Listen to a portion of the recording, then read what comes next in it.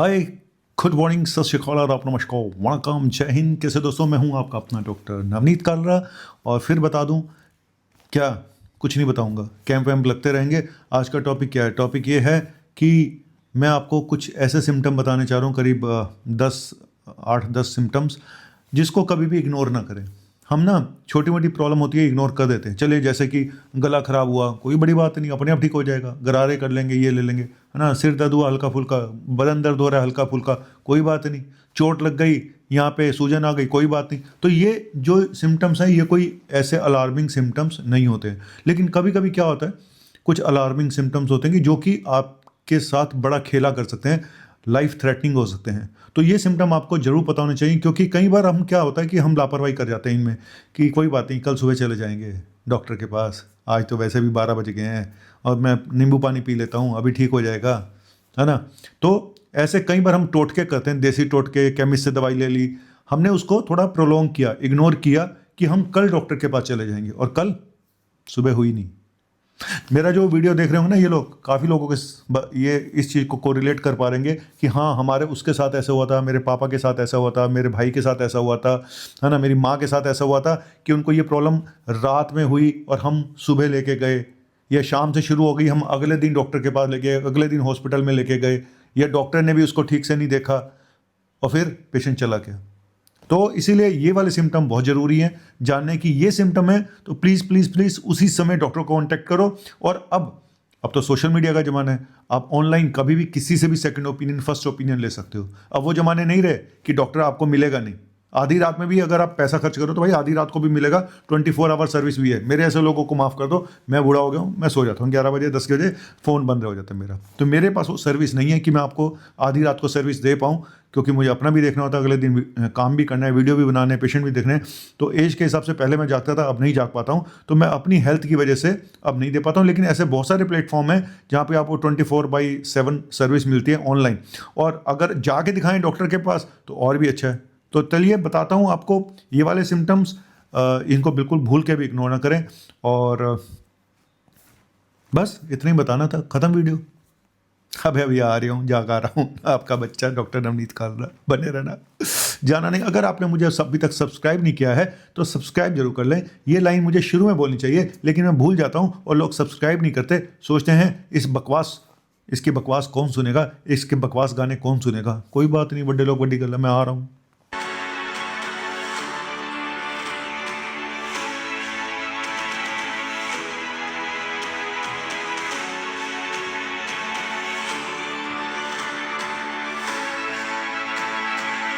तो दोस्तों, सबसे पहला सिम्टम है छाती में दर्द, यानी कि चेस्ट पेन। कभी कभी चेस्ट पेन हम अपने आप ही डायग्नोस करते ले, हमें मस्कुलर पेन है, ये गैस बन रही है, मैंने गैस की दवाई ले ली।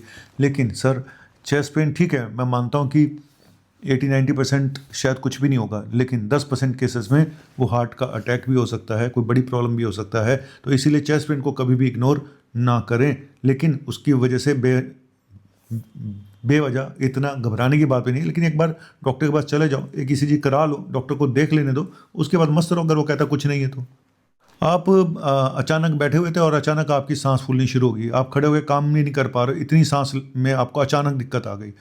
सर, ये हो सकता है कोई बड़ी प्रॉब्लम का लक्षण हो, जैसे कि हार्ट अटैक, जैसे कि पल्मोनरी एम्बोलिज्म, कोई खून का थक्का टूट के सांस की नली में न चला गया हो, या फिर एक्यूट कोई ब्रोंकाइटिस ना हो गई हो, कोई निमोनिया ना हो गया हो। तो इस वजह से अगर सांस लेने में अचानक दिक्कत हो तो प्लीज़ प्लीज़ प्लीज़ तुरंत डॉक्टर के पास जाएं।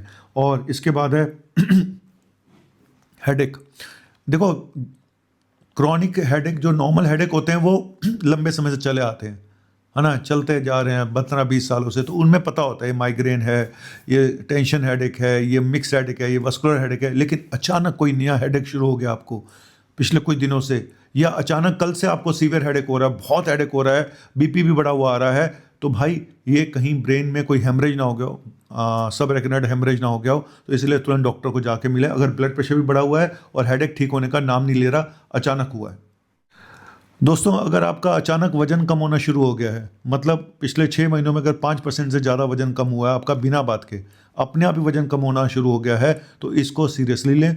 ये किसी भी बड़ी प्रॉब्लम का एक संकेत हो सकता है, जैसे कि शुगर का, किसी एंडोक्राइन डिसऑर्डर का, किसी कैंसर का, है ना, कोई डिप्रेशन का, कोई भी कारण हो सकता है, कोई क्रॉनिक इन्फेक्शन का, है ना। तो अभी मैं यहाँ पे एक शॉर्ट वीडियो में तो नहीं बता सकता इतने कि क्या क्या कारण हो सकते हैं, लेकिन अगर बिना बात के वजन कम होता जा रहा है तो प्लीज़ प्लीज़ प्लीज़ उसको ध्यान दें। नेक्स्ट है ब्लीडिंग। अचानक आपको उल्टी में खून आ गया, खांसी में खून आ गया, लैट्रिन में खून आ रहा है, या वेजाइना से पर वेजाइनल ब्लीडिंग शुरू हो गई है, या पर रेक्टल ब्लीडिंग शुरू हो गई है, तो कहीं से भी खून का आना अच्छी बात नहीं है। तो कई बार छोटी बातें भी हो सकती हैं, हो सकता है भाई आपको जिसको हिंदी में बोलते हैं नक्सीर एपिस्टेक्सिस हो, उसका खून आ गया हो मुंह से, तो छोटी सी प्रॉब्लम होती है। हो सकता है टॉन्सिलाइटिस हो, उसमें खून आ जाता है, वो भी एक छोटी प्रॉब्लम है। लेकिन कई बार बड़ी प्रॉब्लम भी होती हैं, जैसे मैं बता चुका हूँ कि कोई बड़े कैंसर भी हो सकते हैं, कुछ भी हो सकता है। तो हम को डिटेल इन्वेस्टिगेशन एक बार जरूर कराना चाहिए अगर कहीं से ब्लड आ रहा है तो।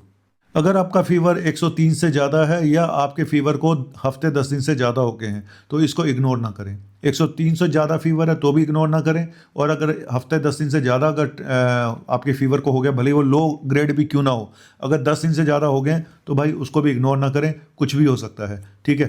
कोई chronic infection, tuberculosis, urinary infection, ये सब कुछ भी हो सकता है, तो नहीं पता चलता है, इवन टाइफाइड भी हो सकता है, तो उसको भी इग्नोर ना करें अगर 10 दिन से ज़्यादा फीवर आपका हो गया है, या फीवर 103 से ऊपर लगातार जा रहा है। अगर आपको पेशेंट को अगर लगा एकदम से अचानक बैठे बैठे कुछ कन्फ्यूज़न हो रहा है, बात करने में कन्फ्यूज़ लग रहा है, कुछ बिहेवियर चेंजेस लग रहे हैं, या कोई वीकनेस लग रही है, कोई मुंह टेढ़ा लग रहा है, एक हाथ ऊपर नहीं उठाया जा रहा है, तो ये सिम्टम होता है कि ब्रेन में कुछ स्ट्रोक तो नहीं हो गया, है ना।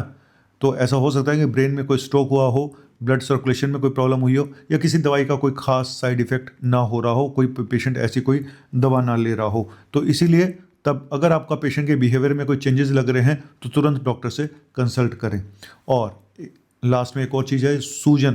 पैरों में अगर सूजन आ रही है तो भाई ये छोटा कारण भी हो सकता है, बड़ा कारण भी हो सकता है। कई बार लेडीज़ में इडियोपैथिक स्वेलिंग आती है पीरियोडिकल, तो उसका कोई कारण नहीं होता। लेकिन कई बार बड़े कारण होते हैं पैरों की सूजन के, कि कोई हार्ट फेलियर तो नहीं है, कोई किडनी में प्रॉब्लम तो नहीं है, और कहीं लीवर में प्रॉब्लम तो नहीं है, तो ये बड़े कारण भी हो सकते हैं। और सिंपल एनीमिया या प्रोटीन की कमी की वजह से भी पैरों में सूजन आ सकती है, वीनस इनसफिशिएंसी की वजह से सूजन आ सकती है। तो बड़े कारण भी हो सकते हैं, छोटे कारण भी हो सकते हैं, तो इसको भी आप नेग्लेक्ट ना करें। और अगर सडन अचानक पेट में दर्द शुरू हुआ है और बहुत सीवियर दर्द हो रहा है, दवाई खाने से आराम नहीं हो रहा है, भाई तुरंत डॉक्टर के पास जाओ, क्योंकि ये अपेंडिक्स का दर्द भी हो सकता है, अपेंडिसाइटिस भी हो सकती है, ये किसी रप्चर, कुछ अल्सर हो गया है, या फिर कुछ पेट में परफोरेशन हो गया है, उसका दर्द भी हो सकता है, ये किसी इन्फेक्शन से रिलेटेड स्टोन का दर्द हो सकता है। तो पता नहीं चलता, मैं यहाँ पे अगर बताऊँ तो बिना देखे तो बता पाना बहुत मुश्किल होता है। लेकिन अगर पेट में दर्द हो रहा है और आम छोटी मोटी दवाइयों से आराम नहीं आ रहा है, तो तुरंत आपको हॉस्पिटल जाना चाहिए। क्योंकि कई बार क्या होता है, जैसे अपेंडिसाइटिस है या गॉल स्टोन है, और अपेंडिक्स अब रप्चर कर गया तो फिर कॉम्प्लिकेशन हो सकती है, पेरिटोनाइटिस हो सकती है। तो बड़ी प्रॉब्लम में जाने से पहले आप तुरंत डॉक्टर के पास चले जाएँ। और अगर आपको आंखों में कुछ डबल विज़न दिखाई दे रहा है, एक के दो दिखाई दे रहे हैं, या फ्लैशेस आ रहे हैं, ऐसी चमकदार आपकी लाइट आंखों में आ रही है, ब्राइट स्पॉट्स आ रहे हैं, तो तुरंत डॉक्टर को बताएं। या धुंधला दिखाई दे रहा है, क्योंकि कहीं रेटिनल डिटैचमेंट ना हो गया हो, कोई सडन लॉस ना हो जाए, फिर ज़िंदगी भर आप बैठे रह जाओगे कि भाई मैंने डॉक्टर को नहीं बताया। तो मैं ये बताना चाहता हूँ कि ये कुछ सिम्टम ऐसे हैं जहाँ पे आप इग्नोर मत करें और तुरंत डॉक्टर के पास जाएं, ठीक है। बशर्ते कि आपका डॉक्टर इस काबिल हो कि आपको सही गाइड कर दे, बस उसके बारे में मैं कुछ कह नहीं सकता हूँ। फिर आप कहोगे डॉक्टर साहब आप घटिया सा एक गाना गाओगे, गोलमाल है भाई, सब गोलमाल है। नहीं, आज मैं वो गाना नहीं गाने जा रहा हूँ, सही बता रहा हूँ। मैं खुद पक गया हूँ उस गाने को गाते गाते, क्योंकि कुछ होने वाला है नहीं इस दुनिया का, ना इस पेशेंट्स का, ना डॉक्टर्स का। अभी कह रहे हैं जी डॉक्टर ने मार दिया, डॉक्टर ने पेशेंट को सूद दिया वो शिमला में एक हॉस्पिटल में पिटाई करते हुए। अब क्या बोलूँ मैं, कुछ नहीं हो सकता। बंद कर दे भाई, तू क्यों सुन रही है इतनी देर से, बंद कर इसको।